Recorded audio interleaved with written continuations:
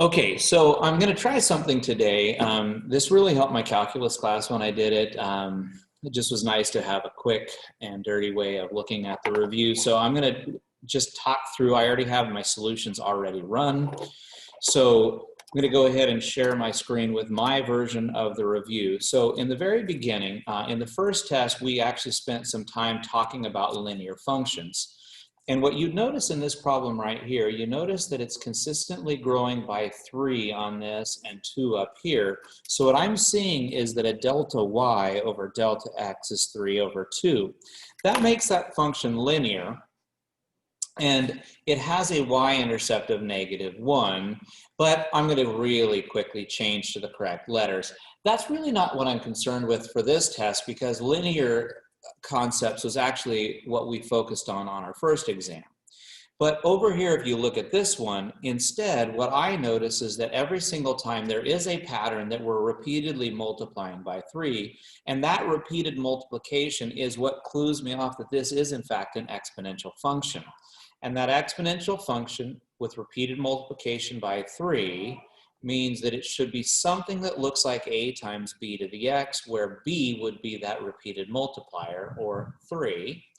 Now, where the 2 came from was right here. The 2 represented my initial condition, and I think I messed up just a little bit right there because I didn't change all of my letters, because this should be to the c power. So I fixed that there just a little bit. Okay, now moving on. This one I put on because sometimes say, oh, this one was clearly repeated multiplication, but this one is division. Well, not really. I would actually say it's repeatedly multiplying by a half, because a half of 240 is 120, a half of 120 is 60, etc. So that is yet another example of an exponential function. It moves down that way. Now, when it comes to graphing by transformation, this problem was a little bit messy.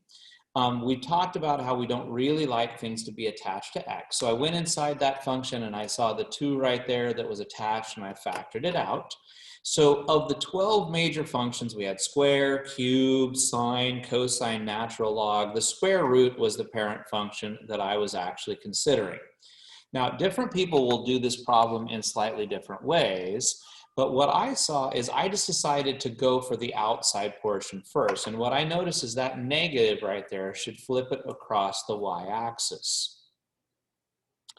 The 2 that is attached to that, which is also outside that parent function, is actually going to stretch it vertically by a factor of 2. You could just say double the y's though, and that would be okay. And then the final transformation in the y direction was the fact that it actually moved it up 4. Now, some people call it a vertical shift. Other people just say up 4. Other people say add 4 to the y, but it's the same thing.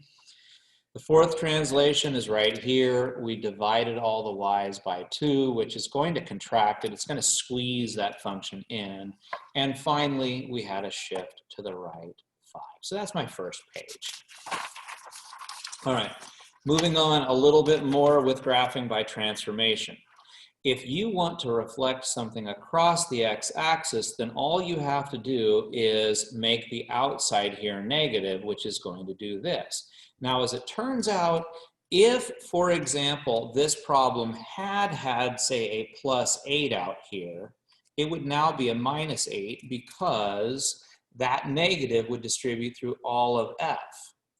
If instead I wanted to reflect it across the y-axis, f of -x would replace that original x with a -x. It's not going to have any impact on that 3. And in fact, if there was a +8 at the end, like I brought up, it wouldn't do a darn thing to that either. There'd be absolutely no effect.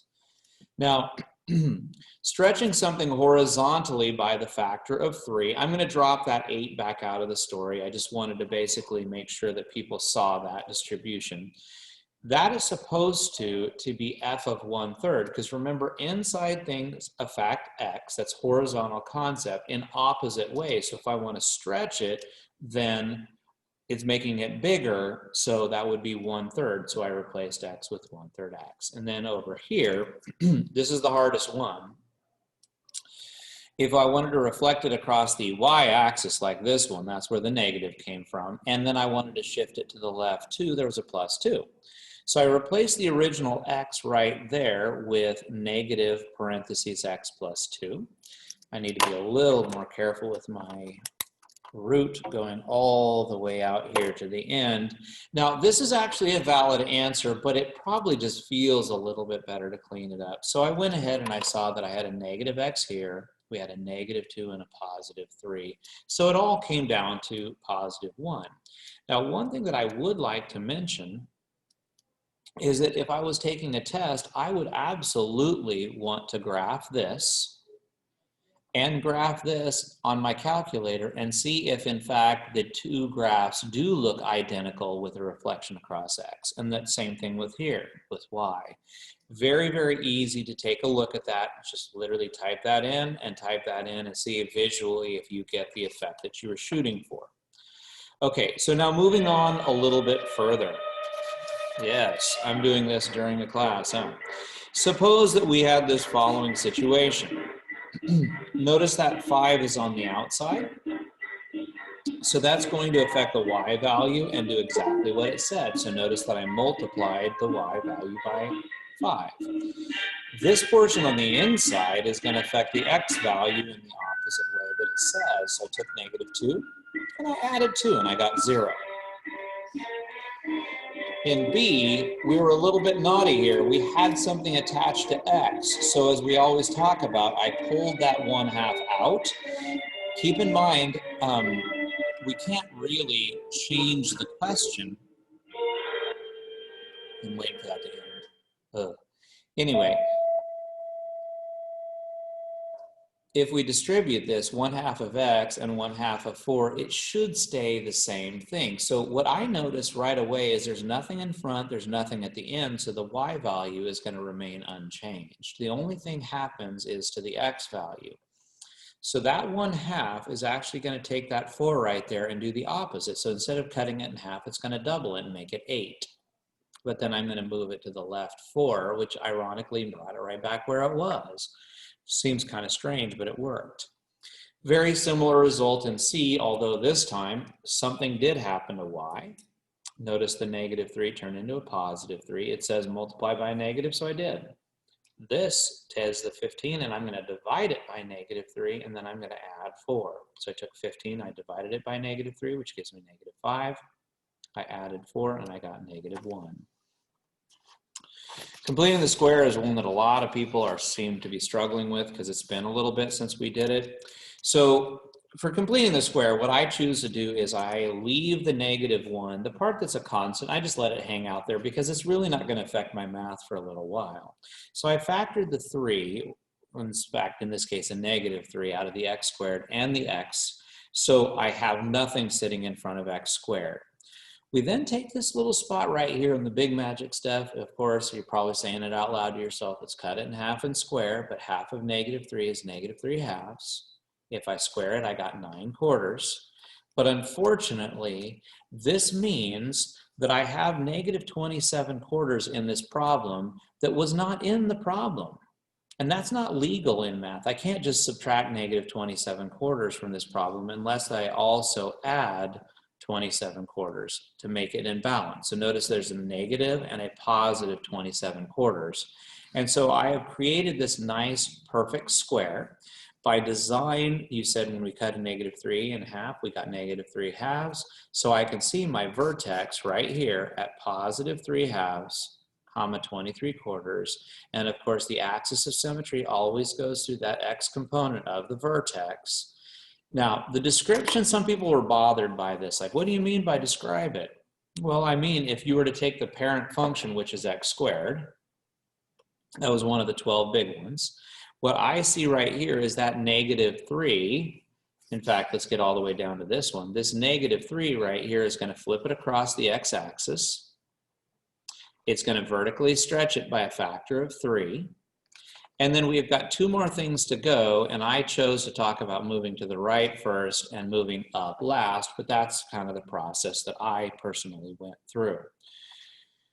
Now, when it comes to inverses, this problem has an inherent problem because when I try to graph that parabola, it's not one-to-one, and that's going to create some problems for me because when we reflect that, remember that parabola that was going this way is going to be on its side and it won't be a function when I do that. So remember, we go ahead and we change its domain by eliminating half of it. And normally it's not like there's a problem with it, but I just can't find the inverse if I don't fix it and make it invertible. There's nothing wrong with wearing a pair of shorts, but if you're going to grandma's funeral, now there is. You want to be more formal. So our process that we followed is we swapped x and y. So notice instead of writing y equals 3 times x minus 4, I made it x equals 3 times y minus 4. Now, I'm going to go through the whole PEMDAS thing in reverse. So I got rid of my add and subtract on the 30. Then I've got this 3 sitting right here, so I divided both sides by 3. And of course, you can see pretty quickly to get rid of that square, I'm going to take a square root, and I think I just got a little bit lazy, and I just did the last couple of steps in my head. So notice I took a square root, but then I'd have that minus 4 that needs to come across. Now, normally I would say put a plus or minus, but in the idea of an inverse, we don't want that plus or minus. We want one single solitary value. And so as far as my domain goes, remember we had to fix this. So I wanted to make sure that my x's were greater than or equal to 4 and that my y's were greater than or equal to negative 30. And don't forget, in inverses on the original problem and the revised problem, those should actually just switch places. And so my new domain just comes from my old range and my new range comes from my old domain. So that was page number 2. And now comes a problem that I normally stress, but this year I just haven't had a whole lot of time.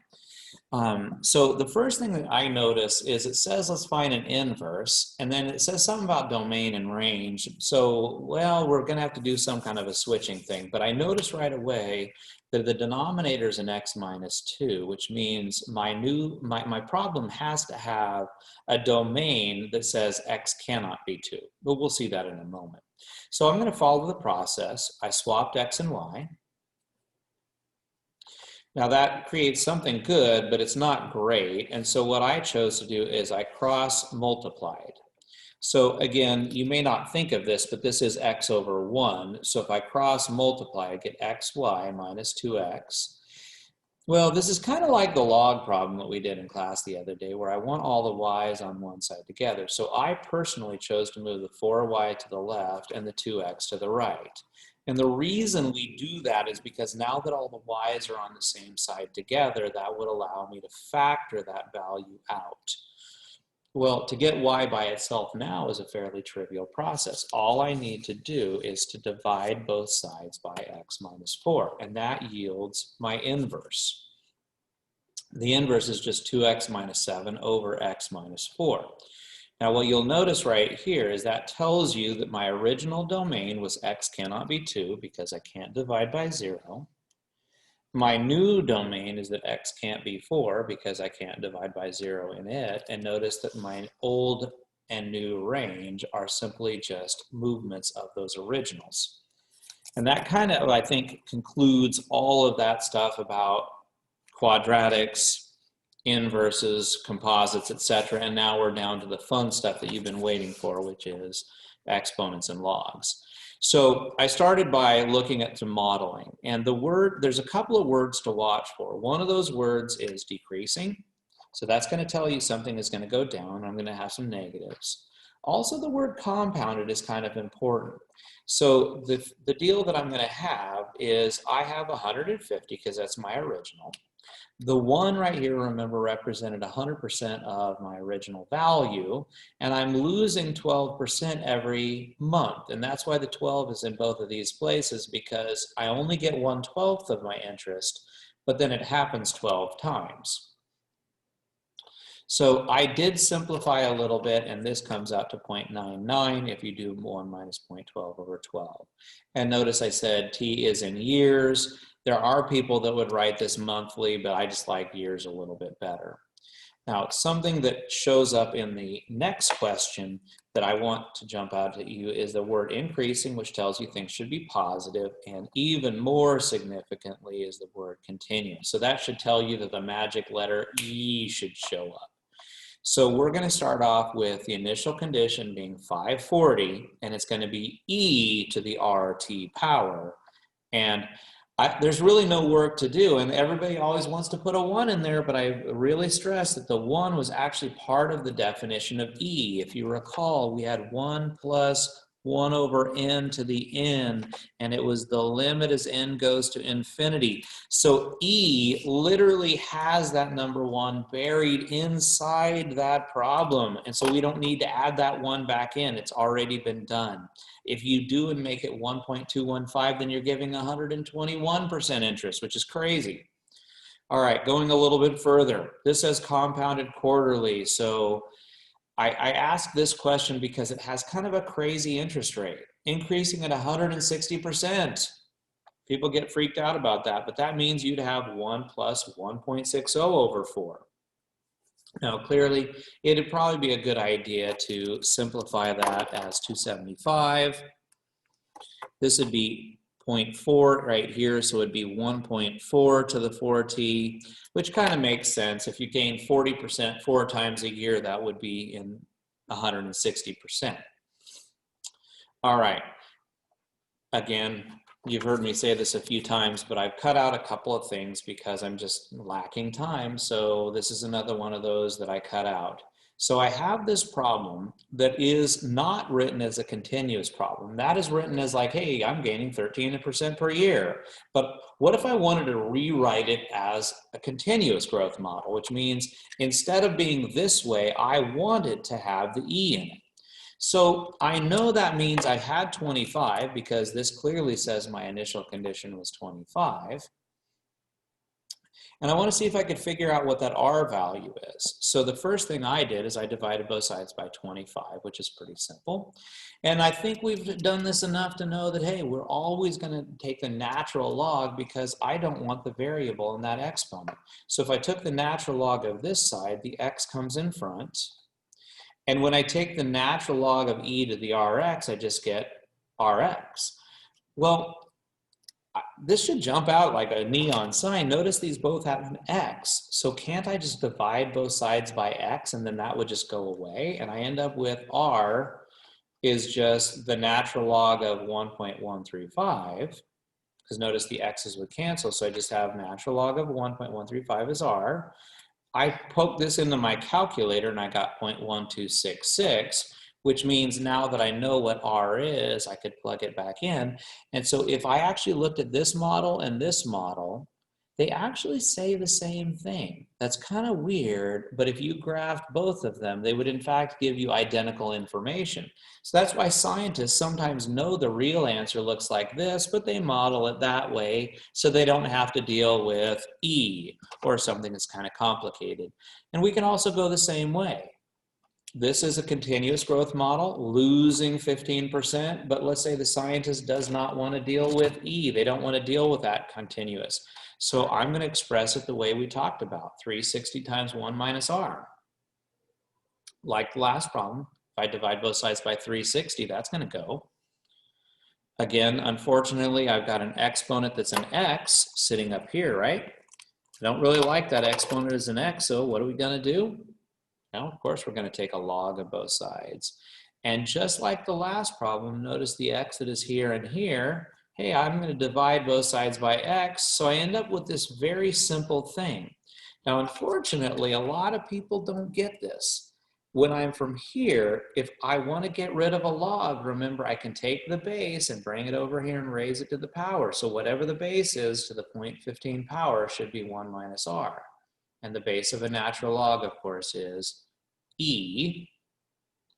And so I took my calculator out and I found e to the negative 0.15 power and I got 0.8607.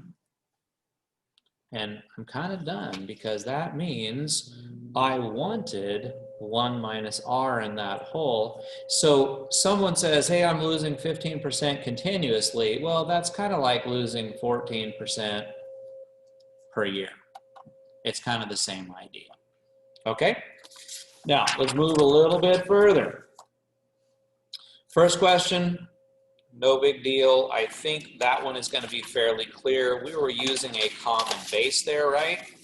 I saw that those were both values of 4. Now, I know some of you probably looked at that and saw the number 2, but I just picked 4 because I thought it was a little bit easier. I set up a simple multiplier. And keep in mind, I can store 5/7 as a variable a, and I could take 64 to the a plus 1 or 16 to the 5a minus 1, and I should get the same answer. It's pretty easy. Okay, that problem should be money in the bank. This one is the one that has some teeth for people because there is no common base. So we're just kind of chicken out and we take the log of both sides. And the reason we take the log is as soon as you take the log of both sides, the exponent pops in front. And I really want to get x by itself, which means I have to distribute and get rid of the dumb parentheses because it's kind of in the way. After I have distributed, keep in mind that I can remove things around so all of the x's are on the same side together, because once they're on the same side together, then I can factor x. And then from here on out, it's easy street because since x is being multiplied by all of that stuff, all I have to do is divide by that stuff. And that's going to give me my answer. This one is a little trickier to do on your calculator because you have to keep in mind that although in math we don't need a parentheses around this numerator, the calculator does. So if I wanted to check this, I would actually start a parentheses that denotes the entire numerator plus 3ln7, close, close, and divide it by open, close, close. So this is the value that would make that true, and that's why we stored it as a. And so in theory, if I take 11 and I raised it to the 5 minus 2a power, I should get the same answer as 7 raised to the 3a power. Hopefully this is going to work. Oops, I think I made a mistake. So it's 5 minus 2a and 7 to the 3a power. So I have made an error. And I don't really want to go back through that right now because I don't want the video to go too long. So I'll figure it out later. Anyway, number 11, I don't think anybody really struggles too much with this. Just watch the fact that you got that 1/3 there. I had a couple people forget when they pulled those fractions out. They just kind of forgot about it. Number 12, oh, the devil right there. We had to change a base formula, didn't we? So we had a wrong base, so I had to come off to the side, and I decided that I would prefer this to be a log base 4. So remember, we write the new base that we want top and bottom. We put the original question or argument on top, and we put the original base in the bottom. That gave me log base 4 of 16 is 2, but that's 1/2 times 2, so that's 1/4. And so if I put it back together over here, this is what I've got. So I had the 1/4, which made it a 4th root in the bottom. Now the x was on top, the y was on top, the y squared was on bottom, and this is not a bad answer. But hey, we got a y and a y squared, so we should be able to simplify that and divide that out just a little bit, which is all I did in my final step. Okay, last page, let's get her done. Again, this problem again talked about the fact that we're going to compound monthly, so no big deal. We had $1,500, we got 6% compounded monthly. I went ahead and I simplified this argument to 1.005. And that's really my master equation to say how much money I'm going to have at any moment in time. But they wanted to know when I will actually have 50% more than I started with. So I took 1,500 and I multiplied by 1.5 and I got 2,250. But I still want to get this t by itself. So again, let's strip that thing apart. I need to divide both sides by 1,500, which unsurprisingly makes it 1.5 because I have 150% of my original investment. How do we get that variable out of the exponent? Well, of course, we take a log again. And so all I had to do is get this number on my calculator, divide that number by 12, and also divide it by the natural log of 1.05, and we should get 6.7 years. And I'm tired, and this is the end, but this is probably the hardest problem on the whole thing. So we've got this radioactive metal, and we don't do what science did right here. I don't actually just have a table to look at because I don't even know what metal I'm looking at. I don't know what material it is. I just know that I had 50 micrograms, and I waited 6 years and turned into 40. So, well, I guess that's all I know. I had 50. That's not very illuminating. I don't know what R is. But I do know that if I waited 6 years, it decreased to 40. Well, I think we can do something now. So if I want to get that R by itself, let's divide both sides by 50. Let's take the natural log of both sides. And now again, I have a number here and a number here. So if I could just divide those two numbers, I'm off to the races. And I found that R is 3.7%. So it's decaying at 3.7% per year, but that's continuously. So it's always happening. So now I have a nice little master formula right there. And then the last thing that they said is, well, what is its half-life? So the scientist always wants to know the half-life so they could write in a book so they don't have to do the work anymore. They can just write it down. And that's not an insult. It's just true. We want to be efficient with what we do. So if it asks for the half-life and I started with 50, well, a half-life would be 25. So we're just going to run through it one more time. I want to get rid of the 50, and so I divide both sides by 50. And I jumped a step because I'm running out of room here, and I took the log of both sides, and then I do a quick division, and I got 18.7, which tells me that the half-life is 18.734 years, and that will be the half-life of this metal no matter what in all situations. So we're just going to write it down, and we don't have to calculate that again. I hope that was helpful to you, and hopefully you do fantastic on your test tomorrow. I'll see you soon. All right.